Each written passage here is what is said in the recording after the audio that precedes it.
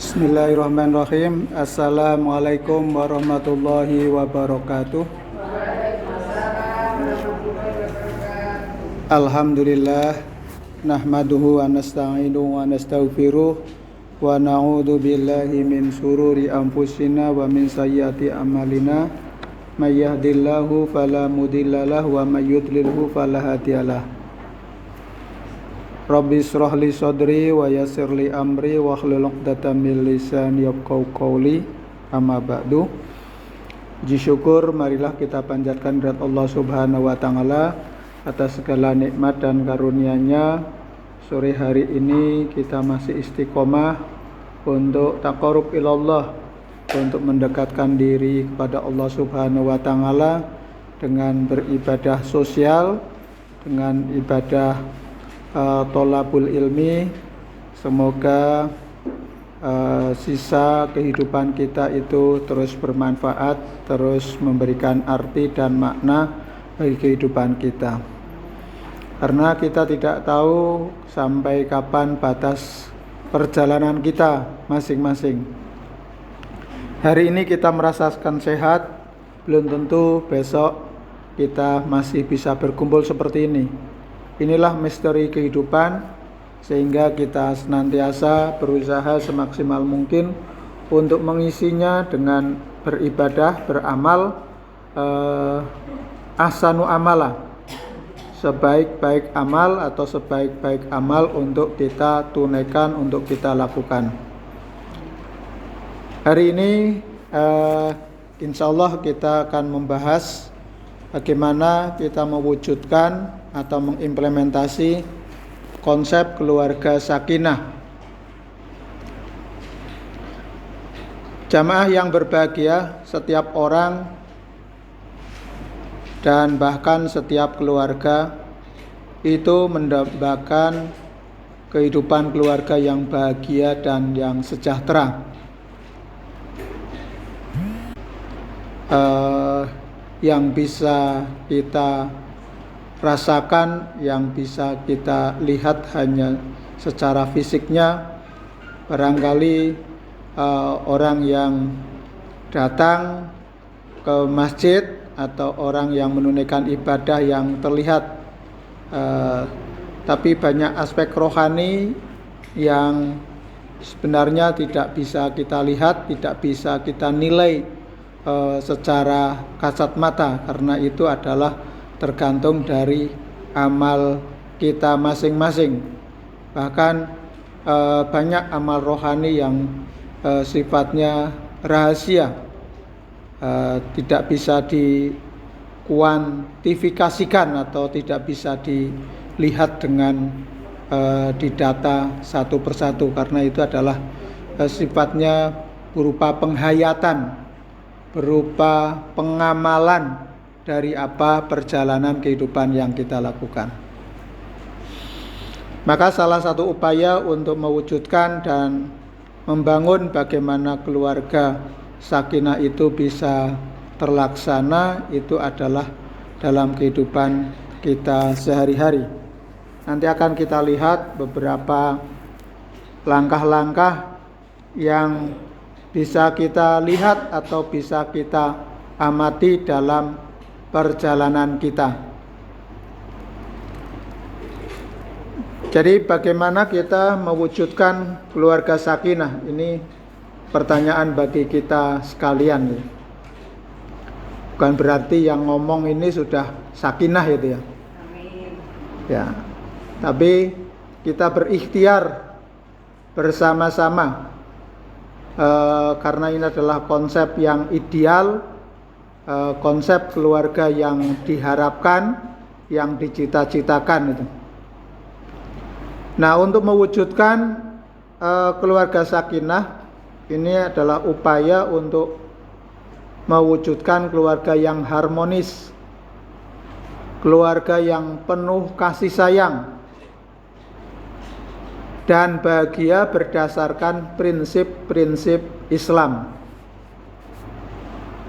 Nah, berikut adalah beberapa langkah praktis yang bisa diterapkan dalam kehidupan sehari-hari untuk mencapainya. Yang pertama adalah menjalankan ibadah bersama. Ini gampang-gampang angel ya. Melaksanakan atau menjalankan ibadah bersama. Melakukan ibadah ini seperti sholat berjamaah. Nah, ini pertanyaannya adalah, pernah enggak kita menjalankan sholat berjamaah di dalam keluarga kita? Atau hampir setiap hari kita bisa menunaikannya bersama-sama. Sholat berjamaah, kemudian membaca Al-Quran bersama. Jadi biasanya kalau kita memberi mahar, khususnya kalau di Jawa nggih, itu adalah seperangkat alat sholat itu. Seperangkat alat sholat itu ada mekenang ya, atau mungkin sarung, baju koko, rukuh dan lain-lain. Kemudian ada Al-Quran, baru Rojo Brono nggih. Rojo Brono apa napa mawon niki? Mas-masan nggih. Ya, masnya seberat berapapun ya, atau nilai uang tunai ya, semampunya pasangan kita. Itu biasanya mahar yang diberikan. Nah, ketika mahar itu adalah sebagai suatu syarat dalam suatu pernikahan, maka menjadi wajib bagi pasangan itu untuk mewujudkan atau untuk merealisasikan dalam keluarga itu. Ya, kalau Sayyidina Ali itu mengatakan bahwa balighu anni walau ayah, ajarkan kepadaku sekalipun itu satu ayat. Nah, ketika seorang itu adalah memberikan maharnya kepada pasangannya atau kepada istrinya adalah seperangkat alat sholat, maka itu harus diwujudkan, dia realisasikan dalam kehidupannya. Suami mempunyai kewajiban untuk menegakkan sholat bersama anggota keluarganya, terutama adalah istrinya, harus diingatkan selalu. Nah, ya, karena di dalam satu rumah tangga tentu adalah harus saling mengingatkan, baik istri maupun suami untuk saling bekerja sama. Karena berkeluarga itu adalah ibadah yang terlama. Nggih, mboten leres nggih Bu? Kalau kita sholat itu katakanlah mungkin maksimal 10 menit itu sholat 5 waktu, atau mungkin sholat asar biasanya lebih singkat karena sumuk panas. Ya, makanya dikasih AC supaya betah di masjid nih. Nah, sementara kalau berkeluarga itu ibadahnya lama, sehari 24 jam itu berada di rumah. Mungkin kalau musim liburan seperti ini nggak banyak yang healing ya, healingnya di rumah, jalan-jalan di rumah. Artinya masak bersama, nyuci bersama, resik-resik rumah bersama, yaitu adalah ibadahnya bersama, ibadah di dalam rumah. Maka di situ semua akumulasi kebaikan dan kejelekan itu bisa muncul di dalam keluarga itu. Karena lamanya, ada yang 50 tahun, ada yang 70 tahun, ya, ada yang sudah Mas itu berapa tahun? Pernikahan emas itu berapa? 50 ya. 50, 20 itu masih gadis atau remaja, maka 50 tahunnya sudah berkeluarga, itu ibadah terlama. di situ ada sabar, di situ ada istiqomah, di situ ada saling pengertian, di situ ada saling menghargai. Ya, akumulasi akhlak terpuji dan akhlak tercela itu ada di dalam rumah tangga ini. Maka ini adalah ibadah bersama toh. Jadi menikah itu nisfuddin. Menikah itu adalah separuh agama. Karena di situ betul mempraktekkan bagaimana menjaga hati, menjaga komitmen, menjaga kebersamaan bersama pasangan atau anggota keluarga yang lain, saling berbagi ya. Maka dalam keluarga ini ibadah-ibadah maghdoh yang bisa kita laksanakan adalah ibadah tadi sholat ya. Sholat itu maghdoh, waktu ketentuannya sudah disampaikan atau sudah dicontohkan, diteladankan Kanjeng Nabi Muhammad SAW. Ibadah ghairu maghdoh ya tadi dalam rumah tangga itu adalah bekerja sama, saling membantu, saling menolong, sabar. Ini adalah ibadah yang sabar itu tidak ada berhentinya gitu. Sabar tidak ada batasnya. Nah, biasanya sudah aku ora sabar, wis ora kuat, tidak kuat menderita. Nah, padahal penderitaan itu adalah dalam satu rumah tangga adalah bagian dari ibadah yang tidak bisa dilepaskan. Nah, maka ibadah madho tadi, sholat, kemudian puasa. Puasa kalau satu puasa satu tidak itu juga tidak asik gitu ya. Kalau bisa satu keluarga puasa Senin Kemis bareng-bareng, buka bersama, sahur bersama, menahan lapar dan bahagia bersama, itu asik ya. Bagi para shaimun, para ahli puasa, ada pintu tersendirinya, yaitu pintu Ar-Royan ya, pahalanya Ar-Royan. Nah, ini bisa dilaksanakan terutama adalah di bulan suci Ramadan.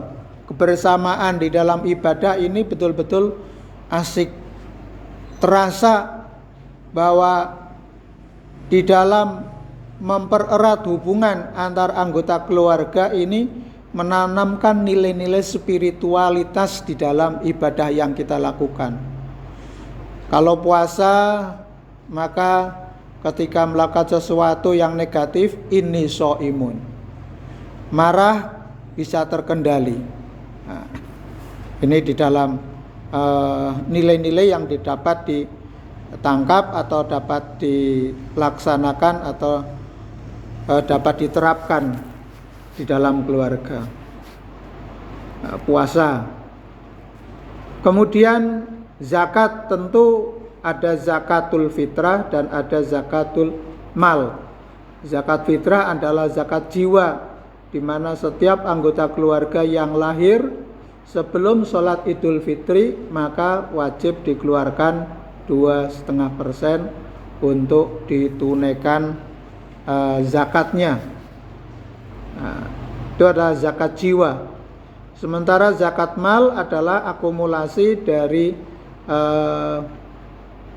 harta yang dimiliki selama 1 tahun, 1 haul, kemudian mencapai nisab 85 gram emas, maka wajib dikeluarkan. Terutama adalah usaha-usaha yang produktif yang kita jalankan. Mungkin kalau kita punya warung selama 1 tahun, keuntungannya mencapai lebih dari 85 gram emas, setelah dipotong untuk biaya operasional dan lain-lain, itu keuntungannya mencapai 85 gram emas, maka dikeluarkan zakatnya 2,5%. Nah, itu adalah zakat mal, atau mungkin yang paling mudah ya, setiap kita dapat untung ya keluarkan 2,5%-nya. Demikian juga dalam hal pertanian ataupun perdagangan. Kalau pertanian, kalau taninya mengandalkan tada hujan itu 10% lebih banyak. Karena sing ngasih air itu adalah Allah Subhanahu wa taala. Tapi kalau airnya itu dengan diesel atau dengan listrik, maka 5% zakat yang dikeluarkan ketika panen. Sehingga ini adalah ibadah yang bisa dilaksanakan di dalam keluarga. Kemudian tadi dengan zakat juga, kalau punya usaha bersama keluarga, tadi prinsipnya mencapai keuntungan 85 gram emas, maka bisa dikeluarkan 2,5% zakatnya untuk ditunaikan. Nah, ini adalah langkah yang pertama bagaimana kita mewujudkan bagaimana keluarga sakinah itu dalam keluarga kita. Yang kedua adalah menghormati dan menghargai. Ketoke gampang ya. Menghormati dan menghargai. Nek lagi longgar atine, wah, menghormati itu pol itu ya. Menghormati, menghargai. Tapi kalau sedang terluka hatinya, harga dirinya menjadi mahal itu. Menghormati abot ya, berat. Maka disitulah sebenarnya ujian, tantangan, hambatan ketika seorang itu dalam membangun keluarga. Ya tadi, antara cinta dan benci itu hanya sehelai rambut saja itu. Seperti sehelai rambut. Maka kalau itu tidak ada nilai-nilai ibadah, tidak ada nilai-nilai spiritual di situ, maka orang mudah sekali mengeluarkan ujaran-ujaran ataupun ucapan-ucapan yang tidak semestinya di dalam rumah tangga. Saling menghormati. Istri menghormati suami, demikian juga suami menghormati dan menghargai istrinya. Anak-anak adalah kunci utama. Bagaimana anak-anak tetap harus dididik, menjadi kewajiban bagi orang tua selamanya. Ya biasanya selama ini kalau anak sudah berkeluarga, kita nggak cawe-cawe gitu ya.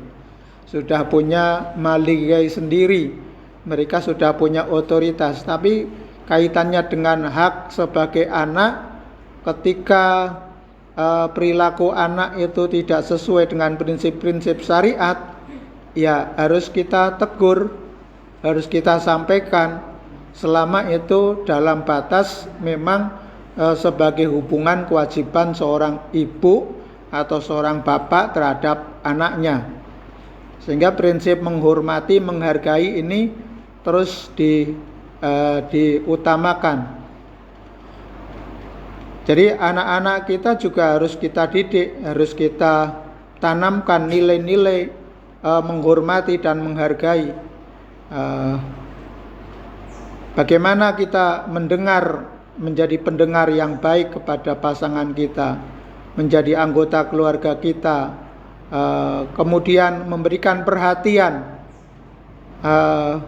dan menghindari konflik yang tidak perlu.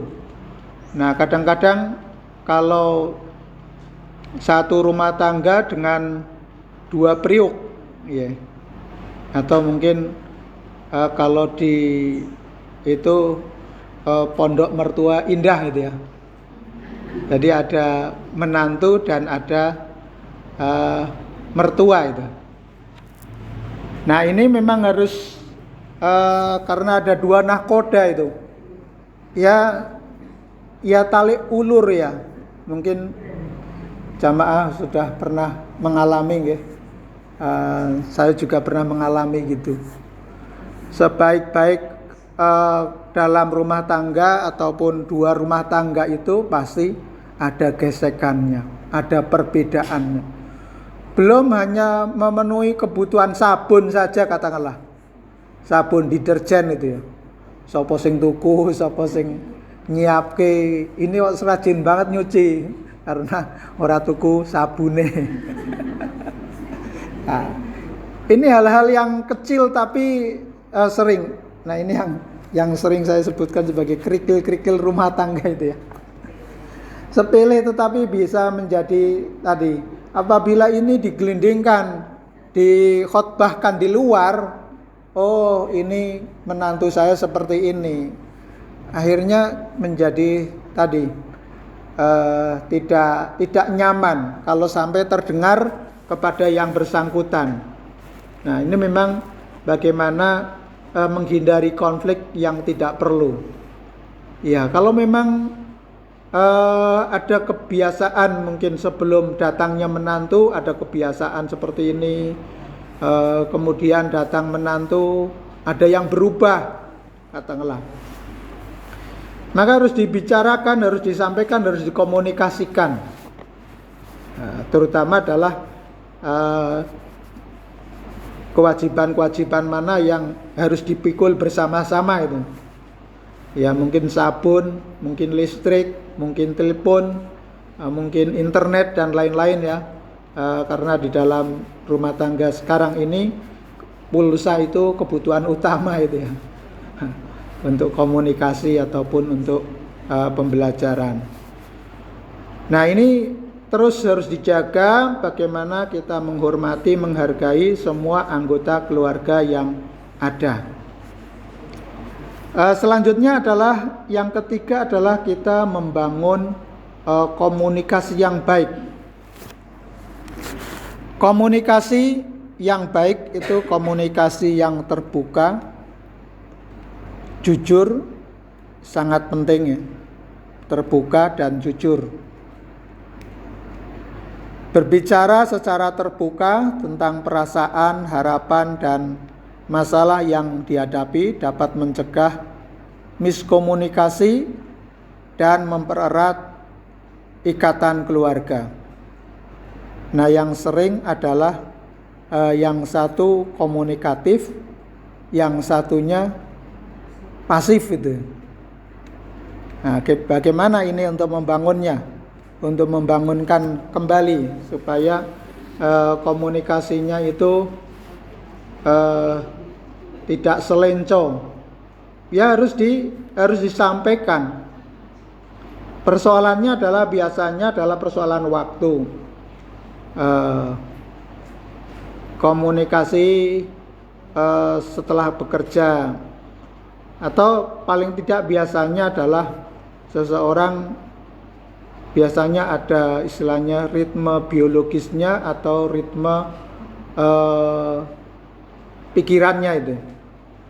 Jadi kapan pasangan kita ataupun anggota keluarga kita itu bisa diajak komunikasi. Mungkin kalau pulang kerja nggak mungkin memikir ataupun menyampaikan sesuatu yang berat. Maka sesuatu yang berat bisa disampaikan pada saat-saat yang sudah rileks. Paling tidak sudah makan, sudah mandi, sudah apa-apa sudah dilakukan, baru leha-leha ataupun santai-santai, maka saat itulah bisa disampaikan komunikasinya. Setiap keluarga punya clue ataupun kunci masing-masing, nggih. Mungkin panjenengan punya tips sendiri. Silakan itu tipsnya dipakai. Kapan sih Bapak slow untuk bisa diajak diskusi ataupun diajak ngobrol? Kapan sih putra-putrinya bisa diajak ngomong yang enak dari heart to heart, dari hati ke hati atau face to face, dari mata ke mata, atau empat mata bersama Najwa Shihab ya. Ya, komunikasi ini penting sekali. Nah, nanti kapan-kapan saya sampaikan 5 bahasa cinta ya, barangkali gini. Kapan-kapan saja kalau sudah selesai. Ini komunikasi, ya. Ada komunikasinya memang tidak berjalan dengan baik. kunci di dalam rumah tangga adalah di komunikasi ini. Ketika ada sesuatu yang tidak segera bisa dikomunikasikan akan tertumpuk. Kalau ada miskomunikasi ya harus diralat, harus disampaikan. Tidak perlu ditunda-tunda. Tapi harus melihat waktunya. Karena kalau berbicara yang sensitif butuh persiapan mental yang baik untuk menyampaikan. Tapi kalau memang itu sudah menjadi clue-nya, kebiasaan dalam keluarga, mungkin saat habis makan atau mungkin menjelang istirahat, itu adalah saat yang tepat ya disampaikan. Tergantung kebiasaan dalam keluarga tersebut. Atau tidak mengenal waktu, begitu memang sudah gaya komunikasinya dalam keluarga itu sudah seperti itu ya dilaksanakan saja. Jadi ini ya, komunikasi yang baik sangat penting. Atau mungkin bisa menggunakan media handphone atau WA itu. Tapi ada juga ya WA itu susah, kadang-kadang nggak sempat itu ya. Saya sendiri sosok males buka WA itu. Karena butuh waktu, kemudian nggak sempat membacanya dan lain-lain itu. Ya mungkin lebih baik secara langsung apa kebutuhannya, apa informasinya. Karena penting. Tadi pernah saya sampaikan bahwa setiap orang itu paling tidak membutuhkan 2000 kata untuk mengungkapkan sesuatu setiap harinya itu. Setiap harinya. Maka kalau tidak tersampaikan itu bisa menjadi pening pikirannya. Yang keempat adalah bagaimana kita bekerja sama dan kebersamaan. Kerjasama dan kebersamaan. Melibatkan semua anggota keluarga dalam berbagai aktivitas, seperti melakukan pekerjaan rumah tangga bersama. Ini penting untuk kita lakukan bersama-sama. Pekerjaan rumah memang bukan pekerjaan ibu saja. Biasanya ada kesan bahwa urusan domestik adalah urusan ibu saja. Sehingga Piyayi Kakung sering meninggalkan ataupun mengabaikan itu. Padahal itu adalah pekerjaan bersama yang harus dilaksanakan.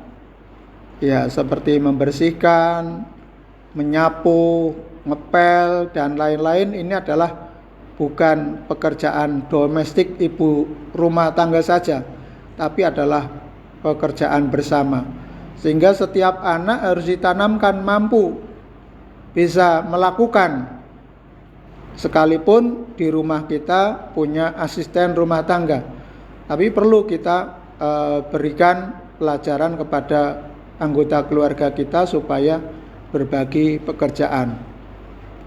Terutama adalah nanti saat-saat tidak ada asisten rumah tangga, itu akan terasa. Atau mungkin lebaran, biasanya ini lebaran tidak ada asisten rumah tangga, karena kita biasa mempunyai asisten rumah tangga, maka pekerjaan kita handle semuanya. Ya, mungkin bisa diwakilkan untuk yang cuci-cuci, laundry, tapi untuk menyapu nggak bisa kita laundrykan rumah kita. Nah. Kemudian merayakan hari-hari penting bersama. Ini penting ya, untuk mengikat kebersamaan keluarga kita. Perlu melakukan hari-hari spesial. Ya, meskipun dalam Islam tidak mengajarkan kepada kita untuk hari-hari, mengistimewakan hari-hari tertentu ya, kecuali hari raya dan Ramadan itu. Tapi itu bisa menjadi alat bagi kita untuk saling berbagi, untuk membangun kebersamaan. Mungkin bisa healing bersama ya, berlibur bersama, atau cuma kumpul di rumah. Biasanya setiap keluarga itu punya terah ya, terah atau bani-banian ya. Kalau di tempat saya ada bani ya, dari keluarga ibu, dari keluarga bapak, itu biasanya menyelenggarakan atau punya kegiatan bersama, ngumpul ke balung pecah gitu ya. Itu untuk ajang silaturahmi, untuk mempererat, untuk saling anjang sana, mengunjungi keluarga, kemudian memperkenalkan anggota keluarga yang satu dengan keluarga yang lain. Karena satu mbah biasanya kalau tidak pernah dikumpulkan itu sudah seperti orang asing gitu ya. Ini dapat mempererat atau memperkuat rasa kebersamaan. Sekalipun memang silaturahmi itu mahal itu. Sekarang kalau yang keluarganya ada di Jakarta, silaturahmi ke Solo atau ke Wonogiri butuh probio atau biaya tersendiri. Maka solusinya ya mudik gitu ya, lebaran. Nah, maka event-event itu dijadikan sebagai event ataupun peristiwa penting dalam keluarga yang perlu kita sengkuyung bareng-bareng atau bersama-sama. Yang berikutnya adalah pendidikan dan pembinaan anak, ini yang kelima itu. Memberikan pendidikan yang baik gitu ya. Baik pendidikan formal maupun informal. Kemudian membina anak-anak dengan nilai-nilai moral dan agama yang kuat sangat penting untuk menciptakan generasi yang baik dan bertanggung jawab. Maka pendidikan ini penting untuk kita ciptakan, kita siapkan di dalam keluarga kita. Nah, di pendidikan formal mungkin kita sudah selesai semuanya, tapi pendidikan informal ini adalah pendidikan long life education, belajar sepanjang hidup. Maka bisa melalui majelis taklim, melalui pengajian-pengajian yang ada di dalam masyarakat atau dikenal dengan PSL ya, pendidikan luar sekolah, yang kita bisa ikuti, kita laksanakan, karena kita sudah tidak perlu lagi kejar paket ya. Paket SMA itu C ya, paket C. Sudah kita tidak membutuhkan itu, tapi untuk kehidupan kita tetap kita butuh yang namanya siraman rohani, yang namanya siraman pikiran, yang namanya berbagi informasi itu tetap kita butuhkan, sehingga ini bisa memberikan pembinaan kepada anak kita, terutama adalah pendidikan yang terkait dengan parenting gitu ya. Nah sekarang parentingnya tidak kepada anak lagi, karena anak-anak sudah ada yang pendidikannya atau ada yang belum, tapi adalah parenting untuk warga senior gitu ya. Nah, sekarang Indonesia itu bonus demografi lebih banyak biayi sepuhnya daripada yang muda. Beberapa negara seperti Jepang itu sudah krisis anak muda, karena keluarga yang ada itu maunya free child, tidak mempunyai anak atau menghindari itu.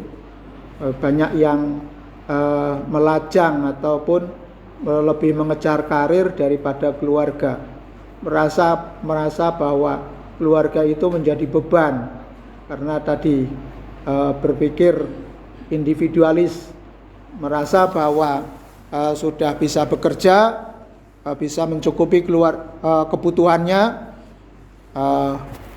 sementara menikah itu dijauhkan karena merasa menikah itu menambah beban itu. Padahal dalam konsep Islam menikah itu adalah nisfuddin, separuh agama.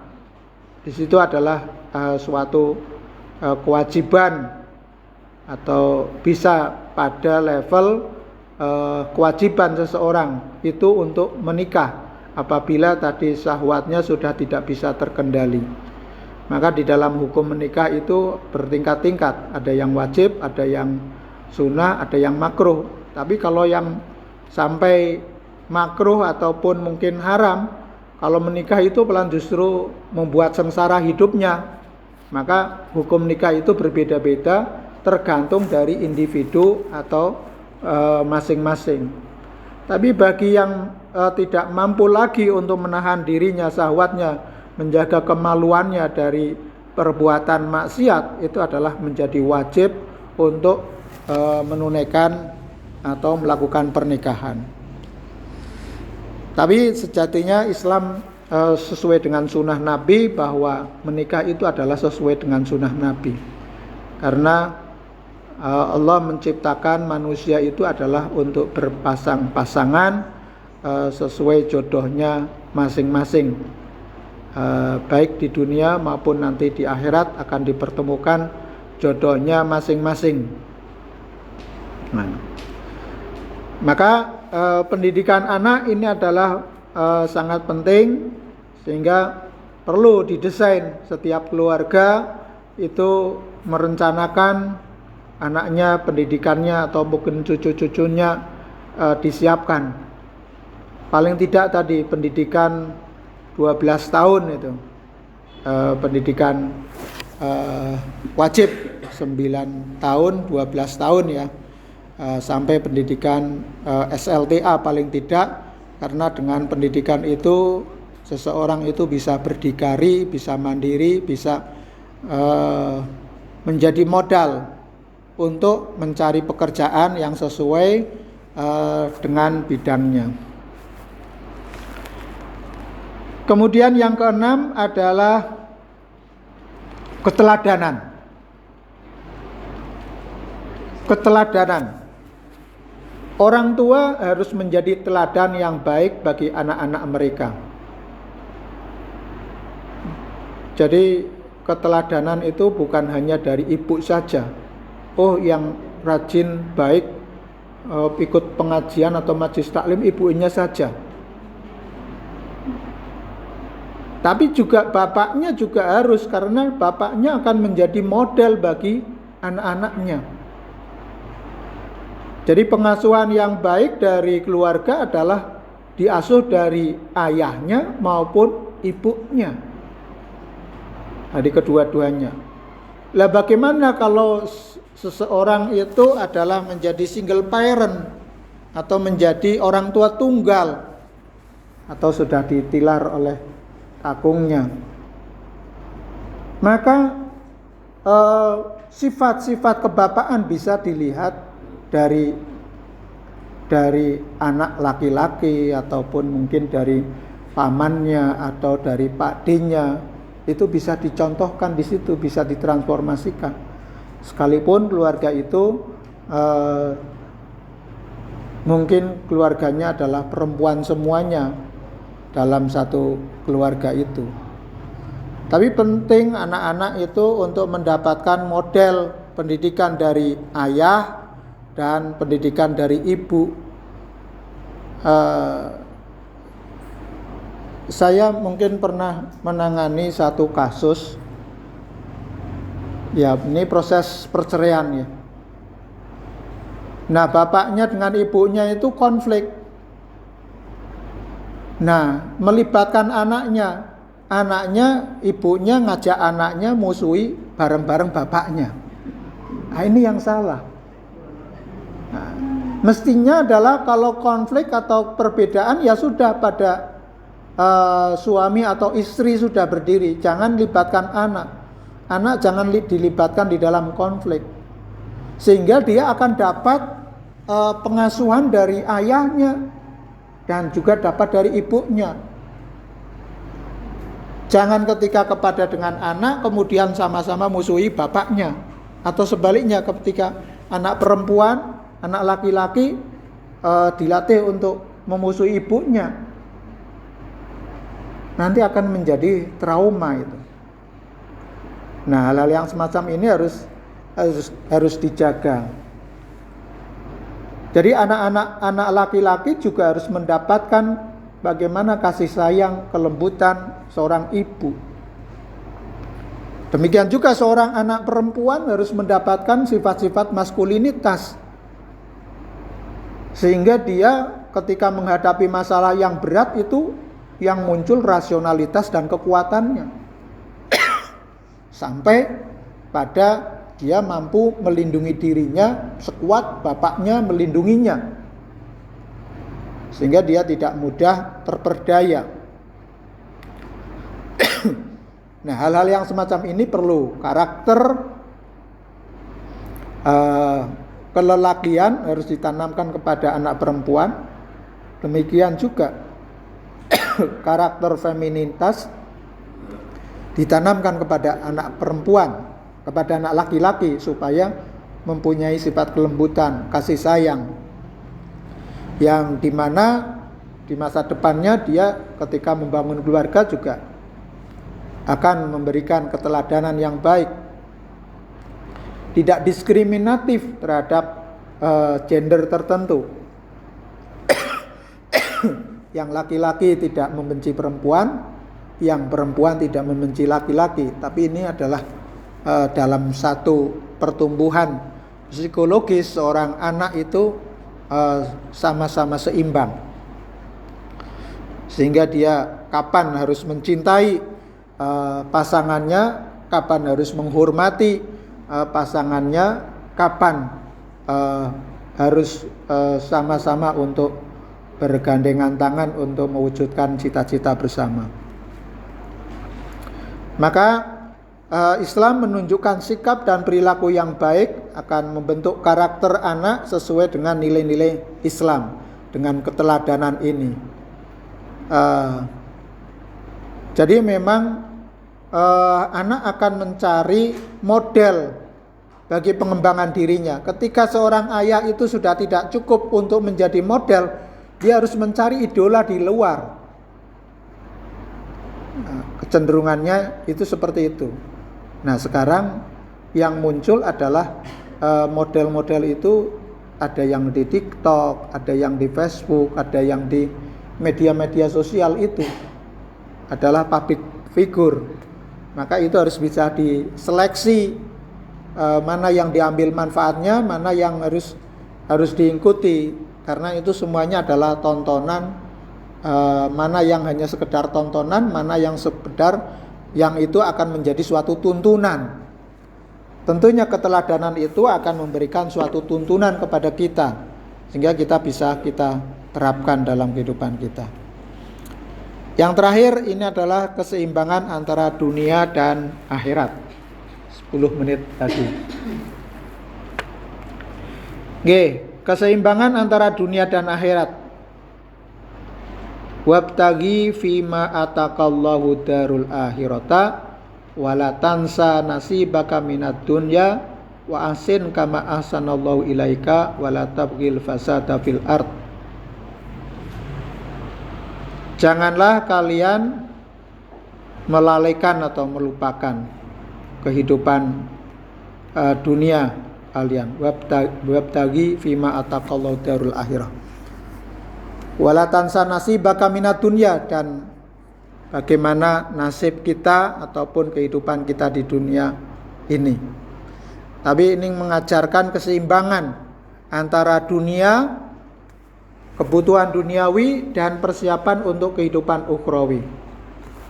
Maka di dalam surat Al-Hasr ayat 18, ya ayyuhalladzina amanu taqullah wal tandur nafsum ma qaddamat lighad. Wahai orang-orang yang beriman, bertakwalah pada Allah, dan hendaklah setiap diri mempersiapkan apa yang akan diperbuatnya untuk kehidupan akhirat. Nah, ini kita tidak bisa melalaikan kehidupan akhirat, karena ad-dunya balaghun ilal akhirah. Dunia ini adalah wasilah, jalan untuk menuju kehidupan akhirat. Maka kita wajib bekerja keras untuk memenuhi kebutuhan keluarga, tetapi tidak melupakan kewajiban spiritual kita. Nah, ini angel-angel gampang itu, gampang-gampang angel ya. Nah, jadi kita harus menyeimbangkan antara kebutuhan untuk kehidupan duniawi saat ini, tapi juga kita harus mempersiapkan kehidupan ukhrawi. Karena dunia adalah wasilah bagi kita untuk mencapai kehidupan akhirat. Kita harus berjuang untuk memenuhi kebutuhan itu, untuk mewujudkan itu semuanya dengan senantiasa berikhtiar, bekerja yang sebaik-baiknya, semampu yang kita lakukan. Insya Allah istilahnya dalam bahasa Jawa itu nek obah mesti mamah. Maka kita harus bekerja, karena itu adalah sebagai kewajiban individual kita sebagai manusia. Justru Allah akan melipat gandakan bagi kita yang mampu bekerja dengan tangannya. Seorang sahabat pernah berjabat dengan Rasulullah, tangannya itu kasar, malah justru Rasulullah mengapresiasi karena kerja kerasnya dari tangan yang dia lakukan itu akan lebih mulia. Maka al-yadul ulya afdalu min yadis sufla, tangan di atas lebih mulia dari tangan di bawah. Maka kita berusaha berbagi apa yang bisa kita bagikan untuk senantiasa memberikan manfaat bagi yang lain, sehingga keseimbangan antara dunia dan akhirat ini bisa kita wujudkan. Mekaten 7 langkah praktis yang dapat kita lakukan untuk menuju keluarga sakinah, keluarga kita sekalian. Semoga kita bisa melaksanakannya semaksimal mungkin untuk kehidupan yang lebih baik. Semoga langkah-langkah ini menjadikan keluarga kita menjadi keluarga yang sejahtera, penuh kedamaian, penuh kasih sayang dan kebahagiaan. Allahumma amin. Mekaten kurang langkungipun upat siram santen, sedaya kelepatan kawula nyuwun pangapunten. Billahi fi sabilil